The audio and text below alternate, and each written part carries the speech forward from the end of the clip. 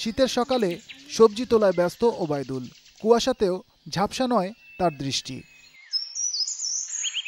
খাটুনির ন্যায্য হিস্যা বুঝে নিয়ে লক্ষ্য সুন্দর ভবিষ্যতে। নরসিংদীর নারায়ণপুর ইউনিয়নের এই কৃষকের জীবন বদলে দিয়েছে আমার দেশ আমার গ্রাম নামের একটি ই-কমার্স প্রতিষ্ঠান। মধ্যস্বত্বভোগীদের বেড়াজাল ছিঁড়ে এখন তার সবুজ ফসল সরাসরি পৌঁছে যায় ক্রেতার দুয়ারে। তার কথায়, ইন্টারনেটে ক্রেতা খুঁজবো, নিজের ফসল নিজে বেচবো। তারা দেখতেছে যে তাদের সবজি উৎপাদনের পর সেটা বিক্রি হয়ে যাচ্ছে অলরেডি। আগেকার মতো আর তার এটা নিয়ে বসে থাকতে হচ্ছে না। সামনের দিনগুলো আমাদের জন্য সুন্দর দিনগুলো আসবে এবং প্রত্যেকটা কৃষক খুব স্বাবলম্বী হবে এবং কৃষিকাজের জন্য প্রত্যেকে আগ্রহী হবে। তা আমি চাই সারা বাংলাদেশের কৃষকদের চিত্র আমরা পরিবর্তন করে ফেলতে পারি।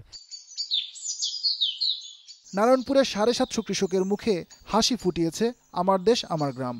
সিন্ডিকেট আছে, অনেক সময় দেখা যায় যে পাইকাররা একটা পরিস্থিতি সৃষ্টি করে যে একটা রেট দিয়ে দেয়, এই রেটের উপরে কেউ যাইতে চায় না। তৈরি তরকারি বিদেশ দেই, এটা আমরা সুবিধা না। বিদেশ তো আমরা কয়েক বছর তো লন্ডনও বেগুন দিছি, তখন তো আমরা বাজারে 3 গুণ বেশি দাম দিছি, আমরা বীজ মুক্ত সবজি দিছি। শ্রমে ঘামে উৎপাদিত ফসল ন্যায্য দামে বিকবে কিনা সে নিয়ে আর দুশ্চিন্তায় নেই ওবায়দুলের মতো এখানকার অনেক কৃষক।